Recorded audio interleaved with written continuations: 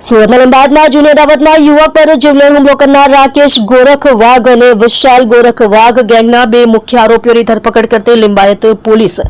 સુરત શહેરના લીંબાયત વિસ્તારમાં તાજેતરમાં ગોરખ વાઘના માથાભારે તત્વોએ મચાવેલા આતંક મામલે પોલીસે કડક કાર્યવાહી કરી છે. જૂની અદાવતમાં એક યુવક પર જીવલેણ હુમલો કરનાર ગેંગના બે મુખ્ય આરોપીઓની રાકેશ ગોરખ વાઘ, વિશાલ ગોરખ વાઘની પોલીસે ધરપકડ કર્યા બાદ આ વિસ્તારમાં કાયદો અને વ્યવસ્થાનો સંદેશ આપવા માટે તેમનું જાહેરમાં સરઘસ કાઢવામાં આવ્યું હતું.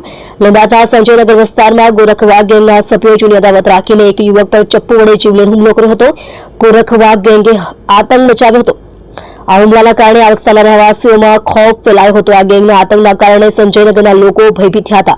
લીંબાયત પોલીસે આ મામલે ત્વરિત કાર્યવાહી કરીને બંને હુમલાખોર આરોપીઓની ધરપકડ કરી હતી.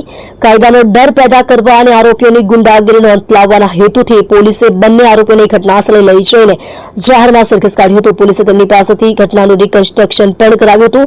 પોલીસે હુમલાખોર બંને આરોપીઓની ધરપકડ કરી. બંને પકડાયેલા આરોપીઓ રાકેશ ગોરખ વાઘ રહે પ્લોટ નંબર 122 આસપાસ નગર 2 સંજયનગરની બાજુમાં લીંબાયત સુરત શહેર, વિશાલ ગોરખ વાઘ રહે પ્લોટ નંબર 122 આસપાસ નગર 2 સંજયનગરની બાજુમાં લીંબાયત સુરત શહેર નાઓ રીઢા ગુનેગાર છે અને તેમની વિરુદ્ધમાં અગાઉ 14 જેટલા ગંભીર ગુના નોંધાયેલા છે. પોલીસની આ કડક કાર્યવાહીથી સ્થાનિક લોકોમાં રાહતની લાગણી ફેલાઈ છે અને ગુનેગારોને સખત સંદેશો મળ્યો છે.